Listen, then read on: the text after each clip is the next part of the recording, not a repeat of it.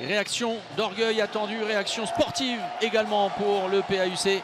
Après des semaines de déboire, après énormément de changements, et notamment celui de l'entraîneur, face à cette équipe aixoise, ambitieuse sans doute devant son public. Il y a une équipe de Saint-Raphaël qui marche très bien par moment, mais sur courant alternatif parfois également. Compliqué de donner une issue incertaine, en tout cas, ça c'est certain, avant le coup d'envoi. Il n'y aurait aucun défense, hein. Aucun changement entre la défense et l'attaque pour Saint-Raphaël. Aucune défense, sinon ce sera compliqué de gagner. Oui. Très peu de vitesse, mais très compliqué à lire pour le gardien. Il est remonté, le bras est resté très haut. Pour la lecture et le jeu auprès de Romero, c'était idéal finalement. Et cette séquence d'infériorité numérique relative se passe très bien pour Aix. Au contraire, pour Saint-Raphaël, eh bien, les choses se compliquent. Et derrière, la punition Drévi Pachal face à Romero. Tout juste. Et plus 3 en faveur de Saint-Raphaël. Même pas du tout non pas plus. du tout, voilà, c'est ça, pas du tout. D'accord. Voilà. Il y en a eu un côté PAUC pour Mathieu Hong tout à l'heure sur une remise en jeu. C'était vraiment circonstanciel. Oh là là là là, le duel impressionnante, la vitesse d'exécution de Chema Marquez. Attention, c'est foudroyant. Ah oui, oui. Et c'est maintenant donc que les choses vont s'accélérer avec le mouvement de Raphaël Cocheteux avec bataille, le croisé, Adrien Dipanda, le kung fu. Oh, c'est parfaitement exécuté.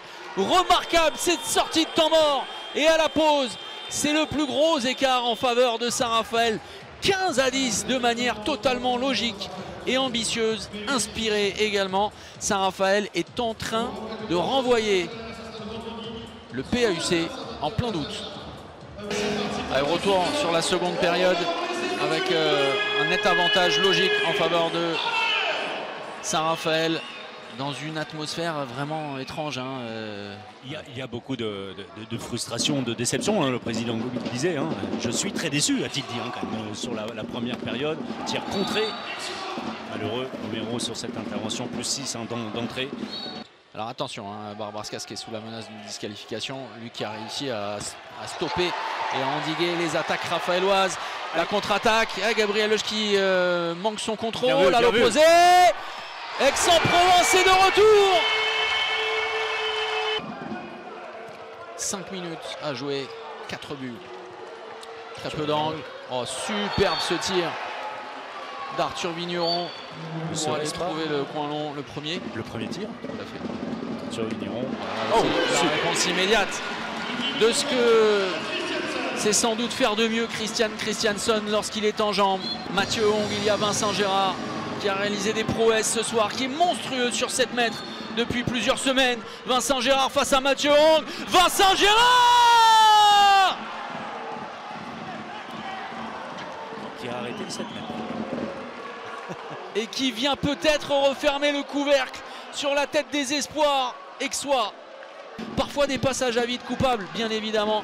Un géant Vincent Gérard dans le but. Et cette victoire sans partage, 28-24, Aix-en-Provence est à la rue une nouvelle fois. Saint-Raphaël est tout à sa jambe.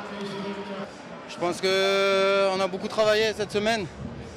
Aujourd'hui ça n'a pas payé parce qu'il n'y a pas la victoire au bout. À la fin du match, on essaie un peu plus de jouer rapidement parce qu'en fait, on sait qu'on a 6 buts derrière. Donc on se dit qu'il faut jouer vite et c'est là où on a été les meilleurs en fin de compte. Donc je pense qu'on aurait peut-être dû mettre ce rythme dès le début du match. Après, je pense que c'est compliqué aussi de durer 1 heure avec ce rythme-là. Mais ouais, il faut continuer à travailler.